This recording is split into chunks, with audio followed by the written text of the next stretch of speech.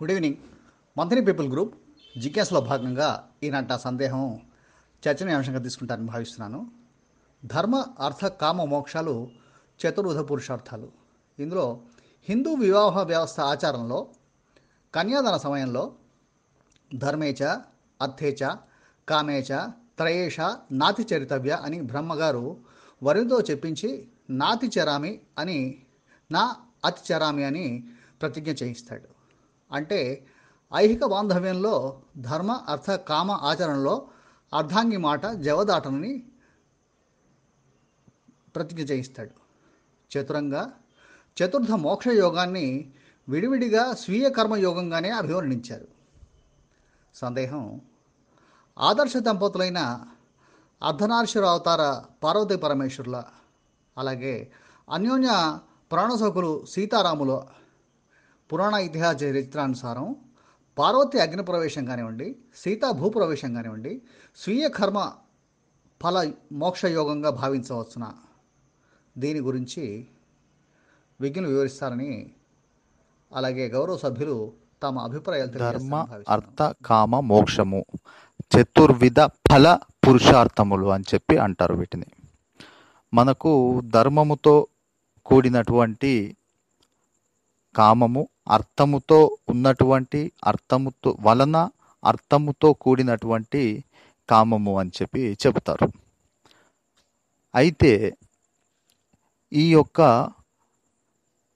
కామమును మిగిలినటువంటి కొన్ని ప్రబంధాల లోపల ఎలా తెలియజేశారంటే, తత్వజ్ఞాన సముపార్జన. మీకు మన ఇంకొక పద్ధతిలో చెప్పాలంటే ఆత్మజ్ఞానము అని కూడా మనము అనుకోవచ్చును.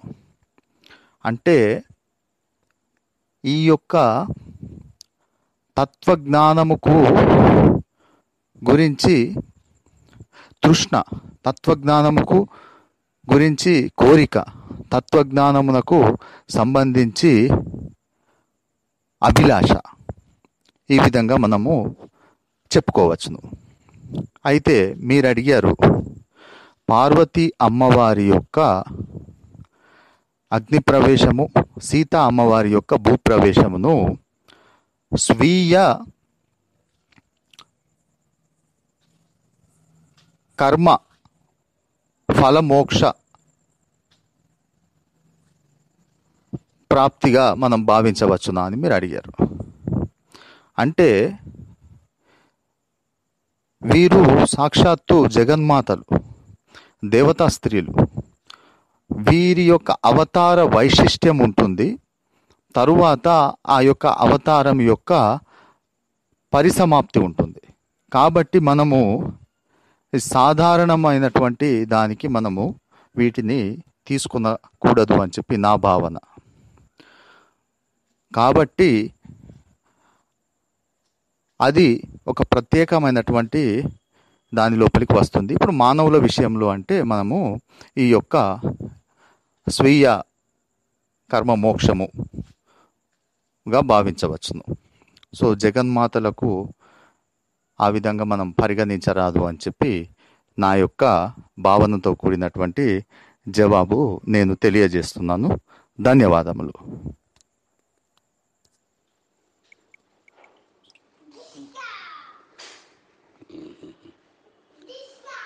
శుభం భూయాత్. ఓం నమో భగవతే వాసుదేవాయ. జిజ్ఞాసతో ధర్మార్థకామోక్షముల గురించిన ప్రశ్నను ప్రశ్నించడం జరిగింది.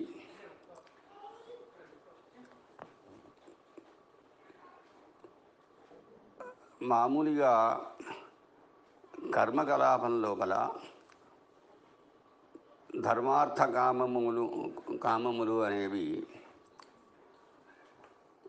కర్మకు సంబంధించినటువంటి విషయాలు. వాటి సంస్కారాలు అని చెప్పి కూడా అంటారు.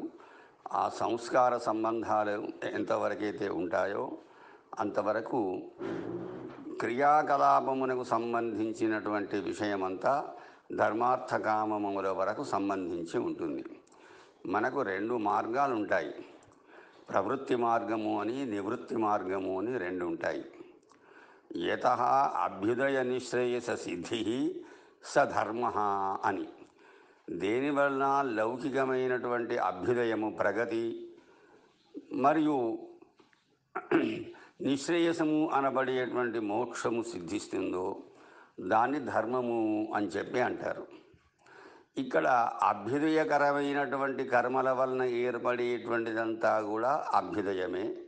అదంతా ధర్మార్థ కామములకు మాత్రమే సంబంధించి ఉంటుంది. ఇకపోతే దీన్ని ప్రవృత్తి మార్గము అని చెప్పి అంటారు. నడవడి అని తాత్పర్యం అన్నమాట.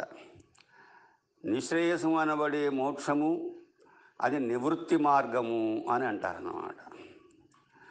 నివృత్తి మార్గంలో ఉండేటువంటి యొక్క విధానాలన్నీ వేరే విధంగా ఉంటాయి. ప్రవృత్తి మార్గంలో ఉండేటువంటి విధానాలన్నీ కూడా వేరే ఉంటాయి. మోక్షమును కూడా మోక్ష కర్మయోగము అని అలా చెప్పాల్సినటువంటి అవసరం ఏమాత్రం కూడా లేదు. మోక్షం యొక్క నిర్వచనము మనం తెలుసుకోవలసి ఉన్నది అన్నమాట.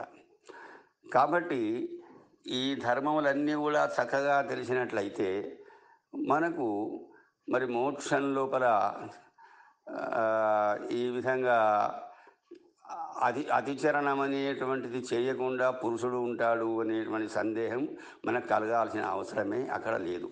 అతిచారము అంటేనే అతిగా అతిక్రమించి ప్రవర్తించుట అని తాత్పర్యం. అదంతా క్రియకు సంబంధించినటువంటి విషయం అన్నమాట.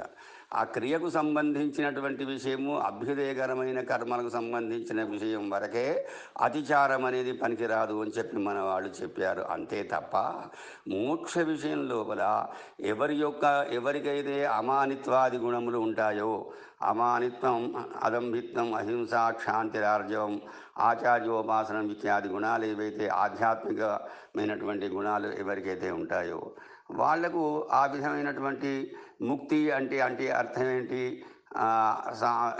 జన్మరాహిత్య రూపమైనటువంటి ముక్తి అనేది వాళ్ళకు లభిస్తుంది అని తాత్పర్యం అన్నమాట. జన్మ అనేటువంటిది కర్మలకు సంబంధించే ఉంటుంది. కాబట్టి ఆ క్రియాకలాపం ఉండేంత వరకు మాత్రమే పాణిగ్రహణాత్తు సహస్వం కర్మసు తథా పుణ్యఫలేషు అని సూత్రం ఉంది. కాబట్టి పాణిగ్రహణం చేసుకోవడంతోనే ఆయా కర్మలు ఆచరించే విషయంలో కానీ, పుణ్యఫలాది విషయంలో కానీ, ఈ విధమైన అభ్యుదయకరమైన కర్మల వలన ఏర్పడే ఫలిత విషయం లోపల వివాహమైనప్పటి నుంచి సహాధికారమే తప్ప ప్రత్యేకమైన అధికారం లేదు అని చెప్పి అన్నారు. అంతే తప్ప అక్కడ ముక్తి మార్గం ఏదైతే కలదో అంటే బంధ నివృత్తి అనేది ఏర్పడము, అజ్ఞాన నివృత్తి అనేది ఏదైతే ఉన్నదో ఆ అజ్ఞాన నివృత్తి అవడంతోనే భగవంతుడి యొక్క, నారాయణుని యొక్క చిదాభాసము అనబడేటువంటి ఒక జీవుడైతే ఉన్నారో ఆ జీవుడు పరమాత్మలోనే కలిసిపోవడం అనే ముక్తి అనేటువంటిది లభిస్తుంది. అంతే తప్ప అట్లా ముక్తి లభిస్తున్నప్పుడు వీళ్ళెవరో ఇద్దరు కలిసిపోయి ఇక్కడ పురుషుడు అని అక్కడ స్త్రీ అని అటువంటిది ఏది కూడా ఉండదు అని తాత్పర్యం అన్నమాట. కాబట్టి ప్రవృత్తి మార్గం ఏది, నివృత్తి మార్గం ఏది అనేటువంటి విషయం తెలుసుకునియే మనము ఈ విధమైనటువంటి శంకలను వేయడానికి వీలుంటుంది. మన వాళ్ళు బాగా తెలిసి ఉన్నటువంటి వాళ్ళు కనుకనే ప్రవృత్తి మార్గం వరకు ఉండేటువంటి ధర్మార్థ కామములను గురించిన ఆ విషయం లోపలనే సంస్కార విషయాల లోపలనే ఆ ప్రకారంగా చెప్పారు. మోక్షము అనేటువంటిది మామూలుగా భరద్వాజ మహర్షి గారు చెప్పిన సిద్ధాంతం ప్రకారం ఏంటంటే సునిశ్చలమైనటువంటి ప్రకృతి ఏదైతే ఉందో, స్త్రీధార ఏదైతే ఉందో ఆ స్త్రీధార పురుషధారలోనే కలిసిపోతుంది అనేటువంటిది ఒకనొక సిద్ధాంతం ఉందన్నమాట. అక్కడ సునిశ్చలమైనటువంటి ప్రకృతి ఏర్పడకుండా ఉండేంత వరకు వారి యొక్క జన్మ అనేటువంటిది అదే విధంగా నడుస్తూనే ఉంటుంది అని తాత్పర్యం. అందుకనే సన్యాసాశ్రమం తీసుకునేటప్పుడు కూడా ఆమెకు ఆజ్ఞను తీసుకున్న తర్వాత కూడా అతను ఒక్కడే వెళ్ళిపోతాడు, కానీ నీవు కూడా నా వెంటనే రా అని చెప్పి అనడం అనేటువంటిది ఎక్కడ కూడా ఉండదు. అది దాన్ని నివృత్తి మార్గము అని చెప్పి అంటారు. కనుక ఇలాంటి మనం సందేహం వేయాల్సిన అవసరం ఒకటి లేదు. తర్వాత భగవంతుడు ఏదైతే కళ్ళు ఆయా సందర్భాల్లో ఆయా అధర్మాన్ని పెళ్ళుబికినప్పుడు దాన్ని నశింపజేసి ధర్మమును స్థాపించే కొరకు అవతరించేటువంటి పురుషుల యొక్క లీలా విశేషాలు ఏవైతే గలవో వాటి గురించి అక్కడ వాళ్ళకు ముక్తి ఉన్నదా లేదా, ఆ ముక్తిలో వాళ్ళు కలిసి ఉన్నారా లేదా అని చెప్పి మనం చెప్పుకోవాల్సినటువంటి అవసరం ఏమీ అక్కడ లేదు అని తాత్పర్యం అన్నమాట. కాబట్టి మనకి ఎవరైతే లక్ష్మీ సరస్వతి పార్వతి అని చెప్పి స్త్రీమూర్తులుగా కనిపిస్తున్నారో, అలాగే బ్రహ్మ విష్ణు మహేశ్వరులుగా ఎవరైతే పురుషమూర్తులుగా కనిపిస్తున్నారో వాళ్ళ యందు స్త్రీత్వము కానీ పురుషత్వము కానీ లేదండి. ఆయా నిమిత్తమును బట్టి ధర్మ సంరక్షణ కొరకు అవతరించినటువంటి వాళ్ళు అంతే తప్ప చైతన్య స్వరూపంలో మాత్రం ఏకాకారంగానే ఉంటారు. కనుక ఆ లీలా విషయంలో ఉండేటువంటి వాళ్ళ గురించి మరి అక్కడ మోక్షం లోపల కేవలం ఆయన వదిలిపెట్టేపోయింది. వదిలిపెట్టడం దేనికి? శరీరాన్ని వదిలిపెట్టిపోవడం ఎవరికైనా ఉండినే ఉంటుంది. కాబట్టి శరీర సంబంధం ఉండేంత వరకే ఈ ప్రవృత్తి మార్గం అనేటువంటి ఉంటుంది. కనుక ధర్మార్థకామములు అనేటువంటివి నిర్వహణ కొరకు మాత్రమే అతిచారం పనికిరాదు అని చెప్పి అన్నారు. అంతే తప్ప మోక్షము అంటే ఏమిటి? స్థితి అని అర్థం. మోక్ష అనే ధాతువునకు ఆ జ్ఞానస్వరూపంగా ఉండేటువంటి స్థితి మాత్రమే దాన్ని మోక్షము అని చెప్పి అంటారు. అలాగే బంధ నివృత్తికి సంబంధించిన జన్మరాహిత్యమునకు సంబంధించినటువంటి ముక్తి అనేటువంటిది అది ఎవరి వ్యక్తికి వాళ్ళకే ఉంటుంది తప్ప ఒకళ్ళు భోజనం చేస్తే ఇంకొకళ్ళకు హాయిగా కడుపు నిండినట్టు ఏ ప్రకారంగా అయితే ఉండదో. కాబట్టి ఒకరికి ముక్తి కలుగుతుంటే ఇంకొకరికి ముక్తి కలుగుతుందని చెప్పి అనుకోవాల్సిన అవసరం లేదండి. ఎవరికైతే అటువంటి జ్ఞాన సంపద ఉంటుందో వాళ్ళకు ముక్తి అనేటువంటిది కలుగుతుంది. కనుక ఆ ముక్తి మార్గాన్ని ఈ ధర్మార్థకామములకు సంబంధించిన ప్రవృత్తి మార్గం లోపల కలిపి చెప్పడం అనేటువంటి సిద్ధాంతం కాదు. కనుకనే ప్రవృత్తి మార్గము నివృత్తి మార్గం అని చెప్పి రెండు విధాలుగా మన వాళ్ళు సంస్కారాలు ఏర్పాటు చేసి చెప్పారు. Good evening sir. పురుషార్థాలు అంటే మనిషికి కావలసినవి. వీటిని ఆశ్రమ ధర్మాలు లేదా గృహస్థాశ్రమ ధర్మాలు అని అంటారు. అయితే మొదటి 3 ధర్మార్థ కామాలను ధర్మబద్ధంగా ఆచరించిన వాళ్లకు మోక్షం అనేది ఆటోమేటిక్గా సిద్ధిస్తుంది. లేదా మొదటి 3 త్యజించిన వాళ్లకు మోక్షం అనేది లభిస్తుంది. అదేవిధంగా మీరు ఇంకా సతీదేవి అగ్ని ప్రవేశము, తర్వాత సీతాదేవి భూప్రవేశం గురించి అడిగారు కదా. అయితే భగవంతుడు దుష్ట శిక్షణ శిష్ట రక్షణ కోసమే భూమి మీద అవతరించాడు. భగవంతునికి కర్మఫలం అనేది అంటదు నాకు తెలిసి. అయితే అంటే ఏ యుగంలో అయినా పాపం ఎక్కువైనప్పుడు దుష్ట సంహారం కోసము శిష్టులను రక్షించడం కోసము భగవంతుడు అవతారాలు ఎత్తుతూ ఉంటాడు. ఆ అవతార పరిసమాప్తి అవతారమైతే దుష్ట శిక్షణ శిష్ట రక్షణ చేసిన తర్వాత అవతార పరిసమాప్తి చేస్తాడు. ఆ పరిసమాప్తి చేసినప్పుడు అతనికి కర్మఫలం అంటదు. మనుషులకు పాపం చేస్తే నరకము, పుణ్యం చేస్తే స్వర్గము అని మళ్ళీ అక్కడ ఆ ఫలాలను అనుభవించిన తర్వాత తిరిగి మళ్ళీ జన్మ తీసుకుంటారని అంటారు. కానీ భగవంతునికి అట్లాంటిది ఏముండదు. దుష్ట శిక్షణ శిష్ట రక్షణ కోసం అతడు ఎన్నో రకాల అవతారాలు ఎత్తుతూ ఉంటాడు. అవి తను వచ్చిన పని పూర్తి చేసుకున్న వెంటనే తన అవతార సమాప్తి చేసుకుంటాడు. సో దానివల్ల వాళ్ళ కర్మఫలం అనేది అంటదు నాకు తెలిసి. ఒక క్వశ్చన్ చాలా బాగుంది. ధర్మ అర్థ కామ మోక్షాలు. అయితే వరుణ్ చేత బ్రహ్మ ఏమనిపిస్తాడు? ధర్మేచ అర్థేచ కామేచ నాతి చరితవ్య నాతి చరామి అని అనిపిస్తాడు. అయితే ఏంటంటే ధర్మాన్ని తప్పకుండా నేను నడుచుకుంటాను, అర్థాన్ని కూడా ధర్మబద్ధంగా సంపాదిస్తాను, కోరికలను కూడా ధర్మబద్ధంగానే నేను తీర్చుకుంటాను. అంటే దేంట్లో కూడా ధర్మాన్ని అతిక్రమించి నేను నడుచుకోను అని చెప్పిస్తాడు. దానివల్ల ఏమవుతుంది? ఎప్పుడైతే పాణిగ్రహణం చేస్తాడో ఆమె అతనికి సహచరణి అవుతుంది. ప్రతి దాంట్లో ప్రతి పనిలో కూడా ఆమె కావాలి. ఆమె లేనిది ఏ కార్యక్రమం జరగదు. ఈవెన్ సంకల్పం చెప్పుకున్న మమ ధర్మపత్ని సమేతస్య అని చెప్పుకోవాల్సి వస్తుంది. కాబట్టి అన్నిట్లలోకి కూడా ఆమె అతనికి చేదోడుగా వాదోడుగా ఉంటుంది ఎప్పుడైతే పాణిగ్రహణం చేశాడో. అందుకే అప్పుడు జనకుడు కూడా అంటాడు సీతాదేవిని చేతిలో పెట్టుకుంటూ, రామా, నేను ఇన్నాళ్ళు నా బిడ్డను పెంచాను, ఇప్పుడు నీ చేతిలో పెడుతున్నాను, ఇప్పుడు నువ్వే అన్నీ అయి ఉండి కాపాడుకోవాలి అని చెప్తాడు. ఎప్పుడు కూడా నీకు నేను నీడగా ఉంటుంది ఆమె అని అంటాడు. అంటే నీడ అంటే నీడ విడిపోదు కదా, అట్లాగే సీతమ్మ కూడా నీడ కూడా విడిపోకుండా ఉంటుంది అట్లా అని చెప్తారు. చెప్పంగానే సరే అంటాడు ఆయన.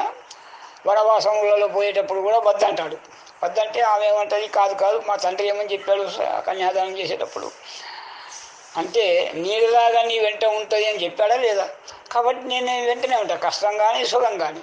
నాకు అడవి అయోధ్య, ఈ నువ్వు లేని అయోధ్య నాకు అడవిలో నువ్వు ఉంటావు కనుక నాకు అదే అయోధ్య అని చెప్పి ఆయన వెంట వనవాసాలకు వెళ్తుంది.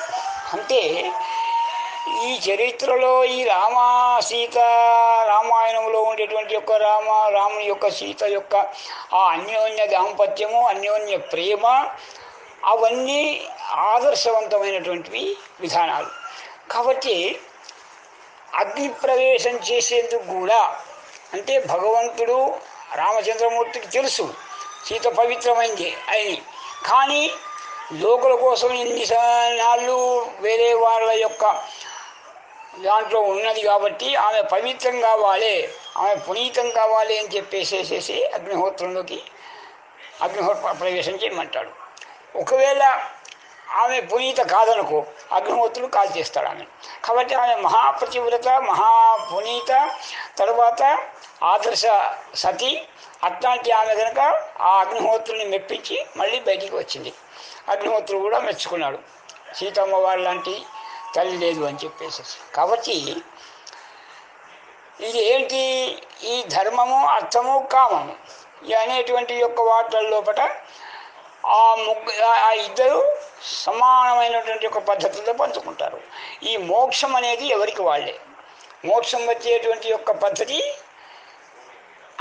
ఇక్కడ ఏమిటి, ఆమె పతివ్రత లక్షణమై ఉండి అందరినీ ఆదరించినటువంటిది అయి ఉండి అందరినీ కన్నబిడ్డల్లాగా చూసుకున్నటువంటిది అయి ఉండి ఇవన్నీ ఉన్నాయి కనుక ఆమెకు మోక్షం వచ్చేందుకు ఆమెకు తప్పనిసరిగా వస్తుంది.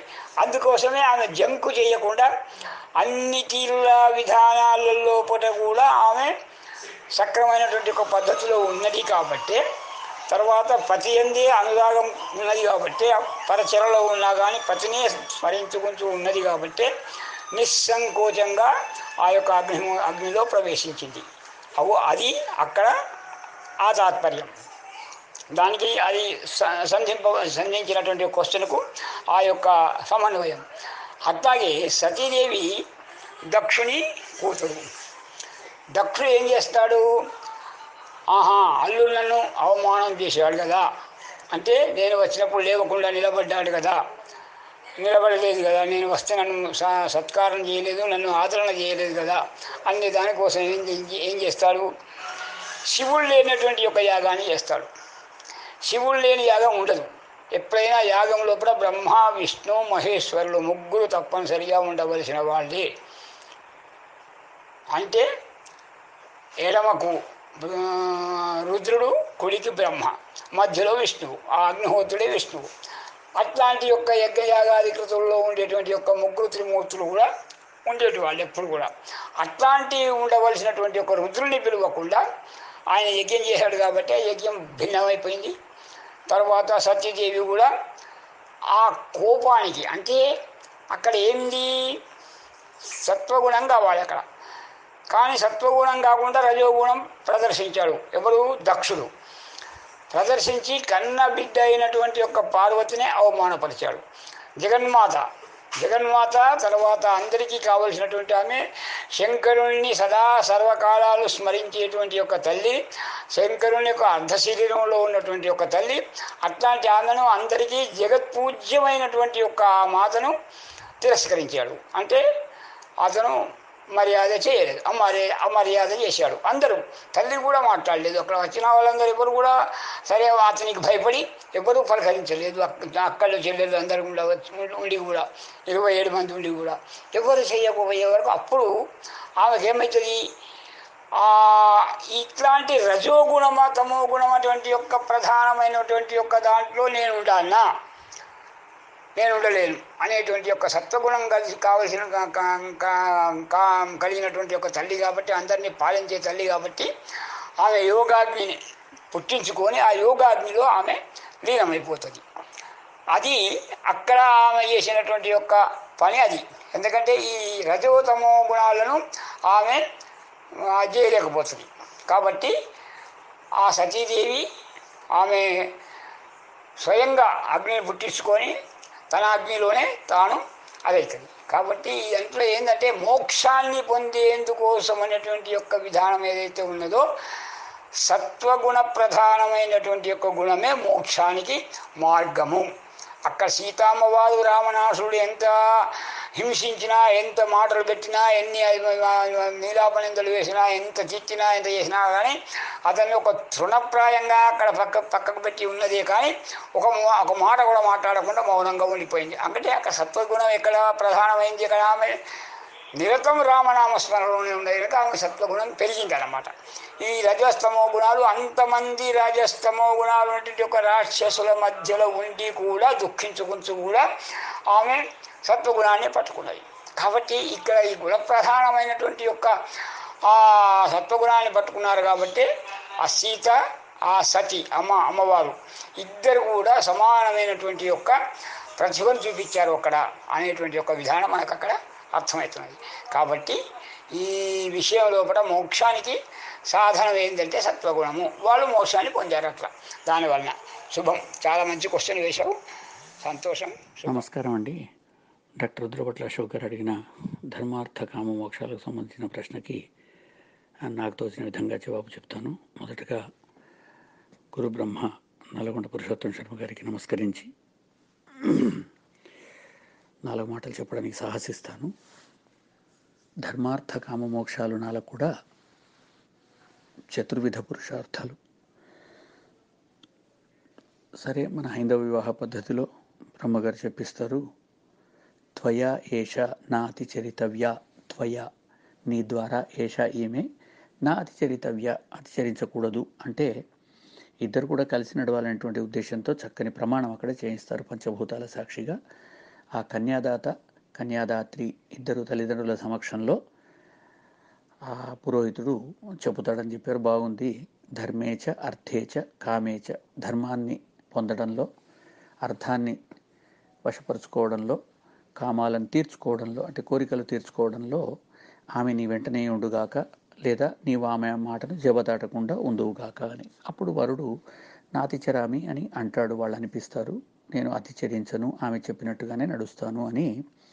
ఈ మూడిట్లలో కూడా కలిసి నడుస్తామనే ఉన్న తప్ప అక్కడ మోక్షం గురించి ఎత్తరు. ఎందుకంటే మోక్షం అనేటువంటిది అది ప్రాణాంతంలో వచ్చేది కనుక అక్కడ మాత్రం మోక్షం తప్ప మిగతా 3 పురుషార్థాలే చెబుతారు. ఎందుకంటే ఈ 3 చెబుతారంటే ఈ మూడింటిని ఎవరైతే సాధిస్తారో వాళ్ళకి 4వది లభిస్తుంది.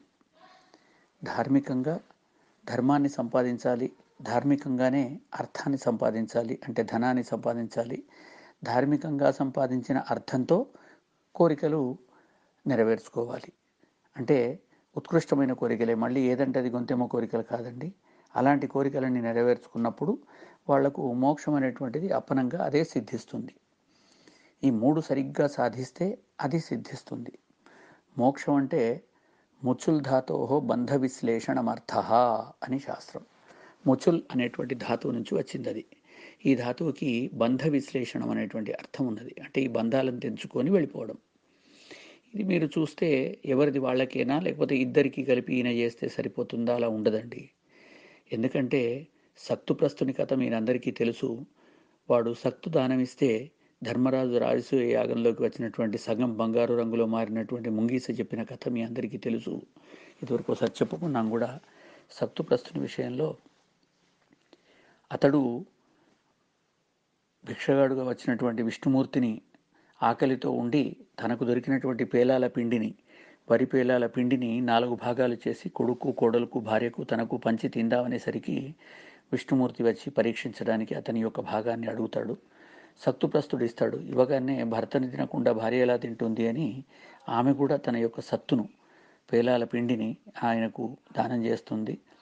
మీ ఇద్దరు తిననప్పుడు తల్లిదండ్రులు తినకుండా కొడుకుగా నేను తినకూడదని కొడుకు దానం చేస్తాడు. స్నుష వాళ్ళ కోడలు కూడా అత్త మామ భర్త తినకుండా నేను ఒక్కరితో తినడం ఏమిటి అని ఆమె దానం చేస్తుంది. అప్పుడు వాళ్ళందరికీ కూడా కైవల్య ప్రాప్తి. భగవంతుడు పుష్పక విమానాన్ని తెచ్చి నలుగురిని ఎక్కమని చెప్పి శాసిస్తాడు. అంటే మనం చేసేటువంటి మంచి పని ద్వారా ఇతరులు నేర్చుకొని మంచి చేస్తే వాళ్ళకు కూడా మోక్షం సిద్ధిస్తుంది. అంతే తప్ప వాళ్ళు దుర్మార్గులై ఉండి వలితునికి మోక్షం వచ్చి చండికకి రాదు అంటే నిజమే. మరి అది అలా పాపాలు చేస్తూ పోతుంటే వీడు ఇక్కడ మాత్రం మంచి చేస్తూ ఉంటే ఆమె కూడా తీసుకుపోతా అంటే పోనివ్వరండి. వాళ్ళు కూడా మంచి వాళ్ళై ఉండాలి. ధార్మికంగా అర్థాన్ని సాధించడంలో భర్తకు సహకరించాలి. అర్థాన్ని సాధించిన దాన్ని సరి అయినటువంటి కోరికలు నెరవేర్చుకోవడానికి వెచ్చిస్తే అది నిజమైనటువంటి పాతివ్రత్య ధర్మం. అలాంటి పాతివ్రతకు కూడా ఆమె యొక్క పూర్వజన్మ సుకృత దుష్కృతాలను బట్టి బంధ విశ్లేషణం కలిగి మోక్షప్రాప్తి కలుగుతుంది. దీన్ని అపవర్గం అని కూడా అంటారు. తర్కశాస్త్రంలో పెద్దవారు పురుషోత్తమ శర్మ గారి ముందు చెప్పడం సాహసమే. ప్రమాణ ప్రమేయ సంశయ ప్రయోజన దృష్టాంత సిద్ధాంత అవయవ తర్క నిర్ణయవాద జల్ప వితండ హేత్వాభాసచ్చల జాతి నిగ్రహ స్థానానాం తత్వజ్ఞానాత్ నిశ్రేయసాధిగమ. ఈ ప్రమాణాదులైనటువంటి 16 సరిగ్గా గనక తెలుసుకుంటే వీటి యొక్క తత్వజ్ఞానం గనక, తత్వం అంటే యథార్థం, తత్వం బ్రహ్మణి యాథార్థ్యే అని శాస్త్రం. తత్వం అంటే యథార్థం. వీటి యొక్క యథార్థాన్ని తెలుసుకొని మసలడం వల్ల కూడా మోక్షం రావచ్చండి. మోక్షం రావడానికి కేవలం ఇదే కాదు. విద్య అధ్యయన దానాని తపః సత్యం క్షమ దమః అలోభ ఇది మార్గోయం ధర్మస్య అష్టవిధ స్మృత. ఈ అష్టవిధాలైనటువంటి కార్యక్రమాలు చేసి ముందు ధర్మాన్ని సాధించాలి. భార్యాభర్తలు ఇద్దరు కూడా ఒక బండికి కట్టిన 2 ఎద్దులలాగాను అనండి, లేదా బండికి ఉన్న 2 నొగలలాగా అనండి. ఈ విధంగా ఇద్దరూ కలిసి సాధించేటువంటిదే ధర్మం. ఆ ధర్మంతో సాధించేటువంటిది అర్థం. డబ్బును ఎలా పడతలా విచ్చలవిడిగా బల్ల కింద చేయబెట్టి బల్ల మీద చేయబెట్టి తీసుకోవడం కాదండి. ధర్మాన్ని అర్థాన్ని ఎలా సాధించాలంటే శాస్త్రాలు అనేక విధాలుగా చెప్పాయి. అపరిగ్రహం అంటారు. తనకు అవసరం ఉన్నంతనే సంపాదించాలి తప్ప దొరుకుతున్నది కదా అని చెప్పేసి ఇష్టమైనట్టు సాధించకూడదు. మన వాళ్ళు అంటూ ఉంటారు కొత్త బిచ్చగాడు పొద్దెరుగుడు అని. కొత్త బిచ్చగాడు కూడా వానికి తెలియక శాస్త్రం తెలియకపోతాడుగా నిజంగా భిక్షం ఎత్తేవాళ్ళు 5 ఇళ్లలోనే అడుక్కోవాలి అని శాస్త్రం చెబుతోంది. కనుక ఆ 5 ఇళ్లలో ఎంత దొరికితే గంతతోటే వాడు తృప్తి పడాలి తప్ప 6వ ఇంటికి వెళ్ళి జోలే నిండిందాక మధ్యాహ్నం దాకా ఇంకో గంటకు మళ్ళీ ఇంకో రౌండ్ వేసి వస్తా అని చెప్పి తిరగడం కాదు. ఈ విధంగా ధార్మికంగా అర్థాన్ని సాధించాలి. అర్థం అంటే ధనం. ఈ అర్థాన్ని సాధించినటువంటి అర్థాన్ని సరి అయినటువంటి జీవన లక్ష్యాల కోసం కోరికలకు వాటిని వెచ్చించడం. ఈ 3 గనక సరిగ్గా చేస్తే మోక్షప్రాప్తి తప్పకుండా దానంతట అదే లభిస్తుంది. దానంతట అదే లభిస్తుంది అంటే మా గురువుగారు ఏమని చెప్పారంటే, దానంతట అదే ఎలా లభిస్తుందిరా తెలుసా అన్నాడు. ఏమోనండి అంటే, ఎవరైతే ధర్మాన్ని అర్థాన్ని కామాన్ని సరి అయిన పంథాలో సాధిస్తారో వాళ్ళకి మోక్షం అప్పనంగా వాళ్ళకి బోనస్గా లభిస్తూ ఉంటుంది. ఎలాగంటే మీరు ఒక కర్ర తీసుకొని దాన్ని 3 చోట్ల కొయ్యండి సమాన భాగాలుగా. 3 సమాన భాగాలుగా కోస్తే మీకు 4 ముక్కలు అవుతాయి, అక్కడ 3 ముక్కలు కావు. మీరు ఎన్నిసార్లు కోశారు? 1వ కట్టు, 2వ కట్టు, 3వ కట్టు, 3 సార్లు కట్ చేశారు.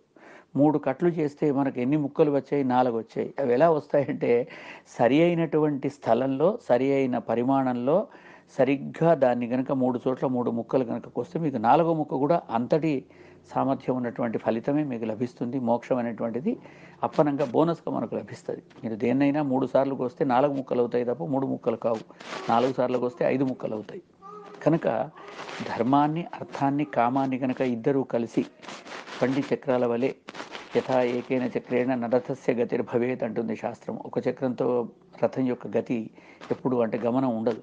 ఒక చక్రంతో నడవదండి. అది ఒక సూర్యునికి సాధ్యమైందేమో ఏకచక్రధరందేమో అంటారు. కానీ నార్మల్గా మామూలు బండికి అంటే వ్యవహార భాషలో చెప్పుకున్నప్పుడు బండికి 2 చక్రాలని చెబుతారు తప్ప 4 ఇటు ఉంటాయి కదా, 20 చక్రాలు ఉంటాయి కదా, ఒక్క చక్రందే ఉంటుంది కదా అని చెప్పి కుతర్కం చేయడం కాదు. ఇక్కడ సామాన్య ధర్మం అంటే ఏంటంటే అన్నిట్లో ఉండే ధర్మాన్ని సాధారణ ధర్మం అంటారు. మామిడి తోట అన్నాం అనుకోండి, అందులో కేవలం మామిడి చెట్లే ఉండవండి. ఓ 2 నిమ్మ చెట్లు, ఓ వేప చెట్టు, ఓ కొబ్బరి చెట్టు కూడా ఉంటుంది. కానీ దాన్ని అధికమైనటువంటి చెట్లు మామిడి చెట్లు ఉంటాయి కాబట్టి దాన్ని మామిడి తోట అంటారు. అలాగే బండికి 2 చక్రాల్లాగా లేదా 2 కళ్ళలాగా లేదా 2 ఎద్దుల్లాగా ఈ ఇద్దరు కూడా కలిసి కనుక పనిచేస్తే ఆ కార్యం నిర్విఘ్నంగా నెరవేరుతుంది.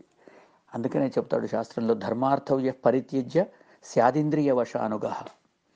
ధర్మమును అర్థమును వదిలేసి అంటే మొదటి 2 పురుషార్థాలను సరిగ్గా సాధించకుండా కేవలం ఇంద్రియవశానుగుడై అంటే ఇంద్రియలోలుడై ఆ, ఇంద్రియాలకు వశీభూతుడై చేయకూడని అడ్డమైన పనులన్నీ చేస్తే వాడికి మోక్షం రాదు.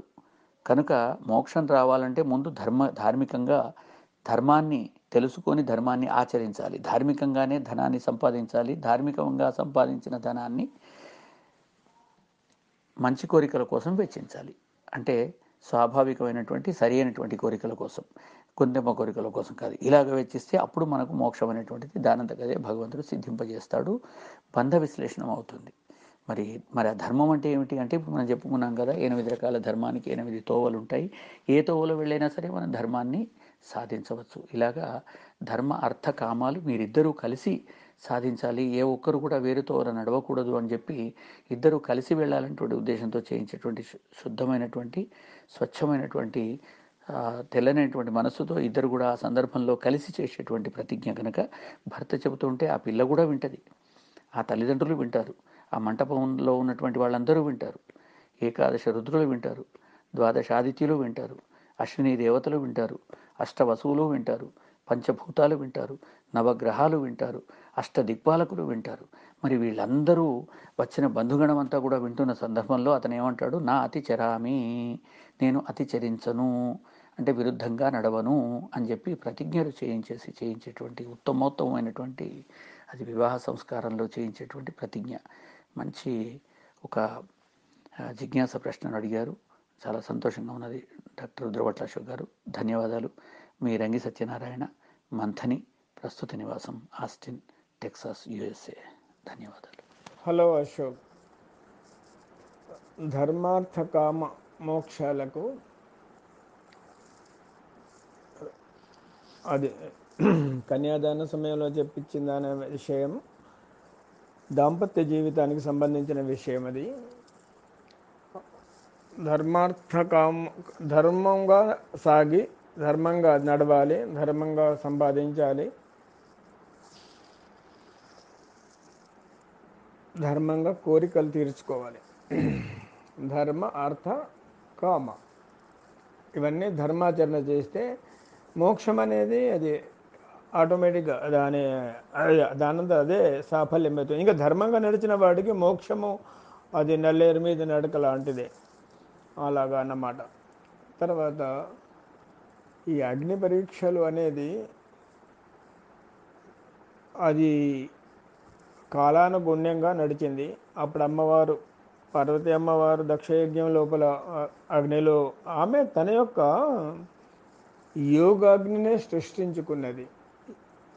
కొంతమంది మరి దాంట్లో దూకిందని చెప్తారు, కానీ నాకు తెలిసినంత మట్టుకైతే శివపురాణం ప్రకారం ఆమెనే అంటే మన మనిషిలో కూడా అగ్ని ఉంటుంది, మనకు లోపల జఠర అగ్ని ఉంటుంది కదా, జఠర అగ్ని, యోగాగ్ని, ఈ రకరకాల పేర్లు ఇవి. ఆమె యోగాగ్ని సృష్టించుకొని ఆ దాంట్లోపల ఆమె తన యొక్క దేహాన్ని చేసేస్తుంది. ఆ తర్వాత సీత అమ్మవారిది అగ్ని పరీక్ష మనకు చెప్పడానికి కోసమనే ఇవన్నీ. అంటే ధర్మం ఇలా నడవాలి ఆచరించి చూపించిన వాడు రామచంద్రుడు. రామో ధర్మ విగ్రహానని, ఇంకా ధర్మము అంటేనే రాముడు. ఆయన ఏదైనా ఆచరించి చూపించాడు. చాలామంది ఇప్పుడు మనం కూడా చూస్తున్నాము, ఎంతోమంది చాలా కష్టాలు పడుతుంటారు కదా. రాముడి దగ్గర నుంచి నేర్చుకోవాల్సిందే ఇది. మనం ఏదో దాని మీద కామెంట్ చేసేంత అర్హత మనకు లేదు. చాలామంది విమర్శిస్తుంటారు, సీతను అన్ని కష్టాలు పెట్టారు అని. మన వాళ్ళు కూడా అనుకుంటారు కదా, సీత కష్టాలు సీతవి అని. అంత సీత పడ్డ కష్టాలు ఎవరు పడ్డారు అని చెప్పేసి, ఓ మహారాణి అడవులలో తిరిగి ఆ రావణుని చెరలో ఉండి అంత కష్టపడ్డ 14 సంవత్సరాలు కష్టపడ్డది అని చెప్పేసి మనం కూడా అనుకుంటాం కదా.